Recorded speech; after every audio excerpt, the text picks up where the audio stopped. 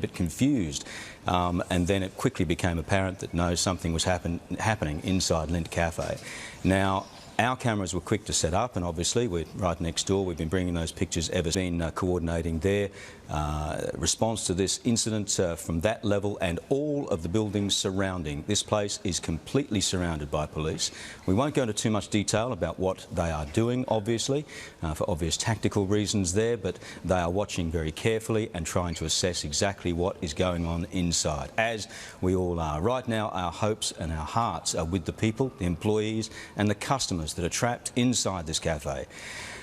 We can only imagine what they are going through right now. I spoke to one police officer outside who thought that only one assailant was inside the building at this time. I haven't been able to confirm that. It seems unlikely, I think, now to have this many people held by one person. This is an extremely fragile situation. The building here has all of the exposed offices in this building have been evacuated to a safer point. It took some 15 minutes to realise the severity of the situation. The police moved into our offices and removed everybody calmly from any visible line of fire in case these guys have some sort of high-powered weapon or gun, or indeed explosive. We don't know what is about to unfold. We perhaps aren't going too far to at least remind viewers that, yes, back in September, during those terrorism raids, the plot that was exposed allegedly detailed a plan to capture a random Australian citizen and possibly right in the centre of the city at Martin Place. That is unfolding before us now. Whether that plot, that plan is connected with the events happening right before us is unclear. It's certainly a great coincidence at this stage. Look, we are waiting to hear more from the police. They haven't yet decided to give us any sort of briefing. They obviously have their hands full trying to deal with this incident. It was interesting to watch as the minutes ticked by from the first opening events here at about 10:15 local time, as the security band moved back further and further from Lindt Cafe as the police realised just how serious it was. And then I think it was our cameras that captured that shot of the ISIS flag, the Islamic State flag, and the headbands on the people inside to obviously raise this to another level entirely. The police, as I say, are watching through the windows as well. They might well be waiting for some form of communication. They might be trying to establish some communication with the assailants inside to see what it is they want to do, what their demands may be. But right now we have a classic city siege situation, and a terrifying one at that. Larry, Kylie. Chris, at best estimate, at any given day in there, if we can maybe try and set the scene for people at home, it is a busy retail cafe selling chocolates, selling coffees. There is baristas, but there's also a restaurant in there as well. So at best guesstimate, there would be at least maybe 15 to 20 staff. Would that be that we could be dealing with? And it is a beautiful day in Sydney. There could be, again, just guessing, anywhere up to 30, at least 40 customers. If just trying to set the scene of what may be happening behind those marble walls, and you could be dealing with maybe up to 50 people inside, do you think? Yeah, I think that's probably accurate, Kylie. This is a very popular cafe in the middle of the city. You can see the umbrellas and the seating outside. It is a spectacular Sydney day right now, the start of school holidays for many. The city was buzzing this morning. And this is one of the go-to spots. Lindt chocolate, obviously one of the world's best brands, and it's a treat for many people to go there. The staff would number, as you say, at least 10.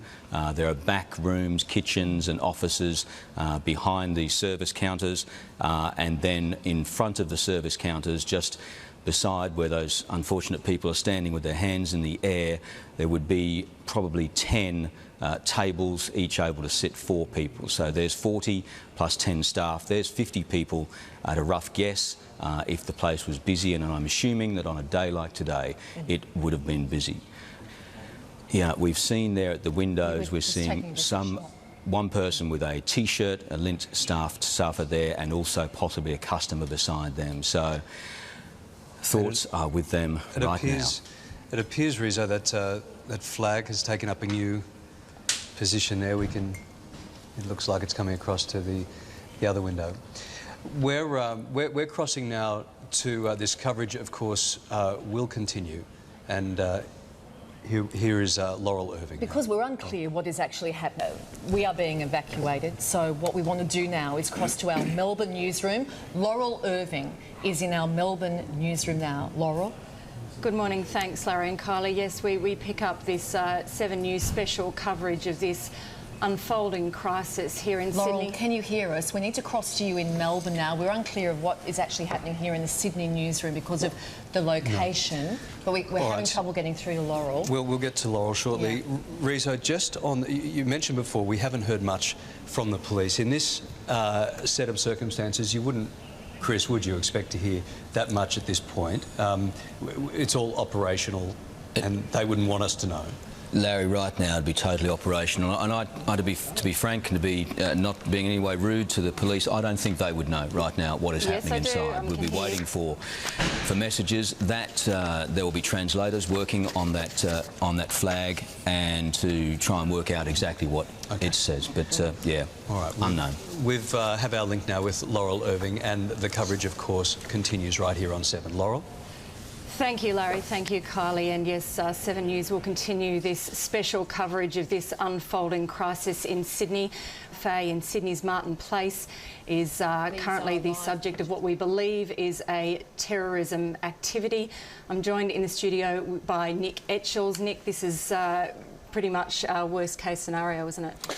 Look, this is something that authorities have feared for some time. We've been talking for years now about what possible targets would exist for terrorists in Australia. We do not know that this is a terrorist siege, but certainly there are some sinister signs there at Lindt. This all unfolded about 10 to 10 this morning.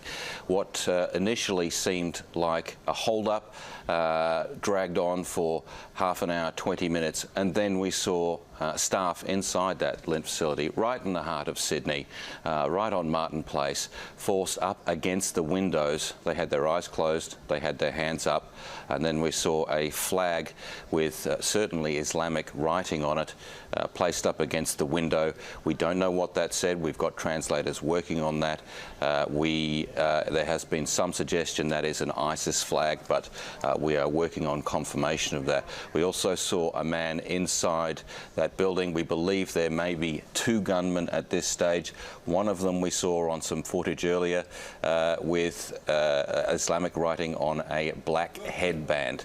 Now, if you're just joining us, we have what we believe may be a hostage situation, possibly a terrorist hostage situation in Martin Place in Sydney. The pictures you're seeing are coming from our Martin Place studios. They are being remotely controlled.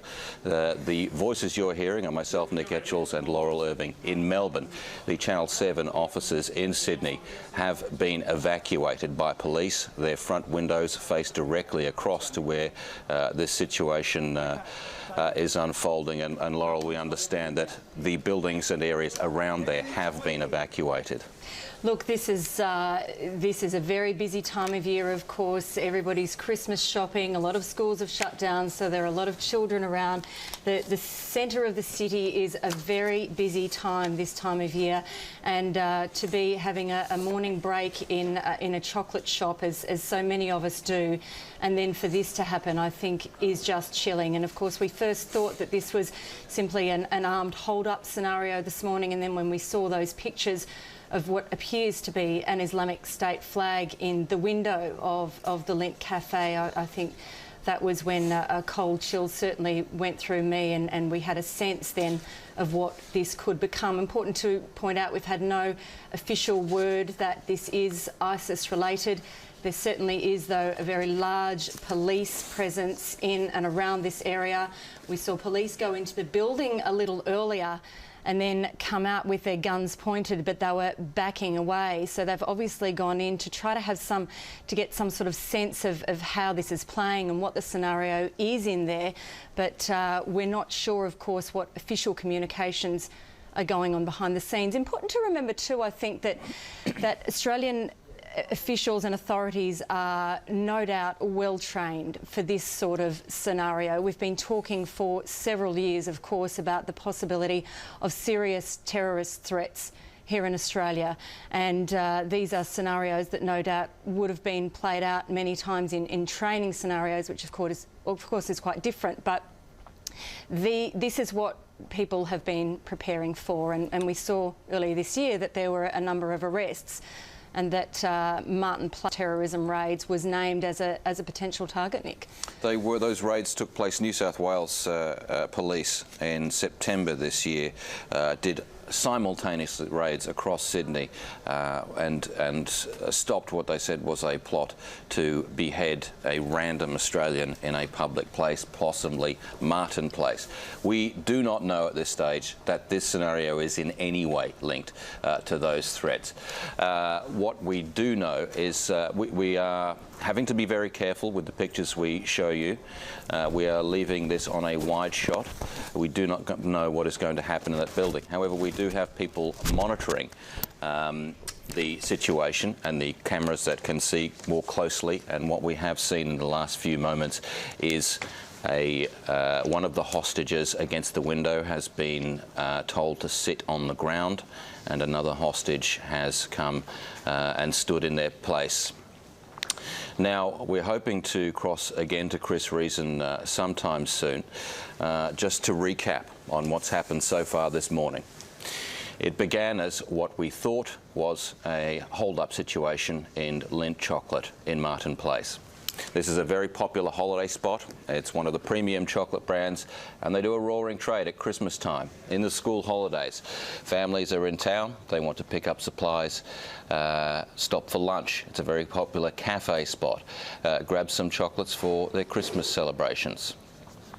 It was mid-morning, late morning, and quite busy, as we understand, in there. What we believe at the moment is happening inside that Lindt chocolate shop is 2 gunmen, at least 2 gunmen. We're yet to have confirmation on that. Obviously, police are still dealing with the situation. They're still trying to ascertain for themselves what has gone on here, what they're dealing with, and how best to move from here.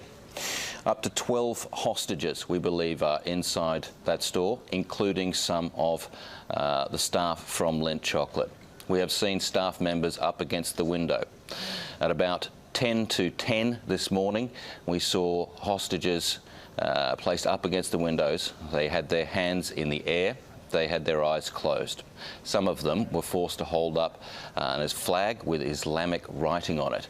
Writing we are seeking to confirm is or is not related to ISIS. This is certainly a place that ISIS has in the past threatened to target in Australia. We do not know if that's happening now. Channel 7, right across the way from Martin Place, has been evacuated. In fact, the newsroom was the first to be evacuated. It has a glass front looking straight across into Lindt. Then the studios and obviously all the other administrative people inside Channel 7 have been evacuated. All of the workers not involved in Lindt who were able to be evacuated have been evacuated, and police have set up a cordon around the building. Very soon, we'll be crossing to some reporters on the ground to see what they can tell us about what's actually happening on the ground. We believe that away from the shot you're seeing on your screens, heavily armed police are in position. We don't know what their next moves are. Certainly, they have, in the previous months and years, gamed out situations like this. They've drilled situations like this, and we have specialist police whose job it is to deal with situations like this.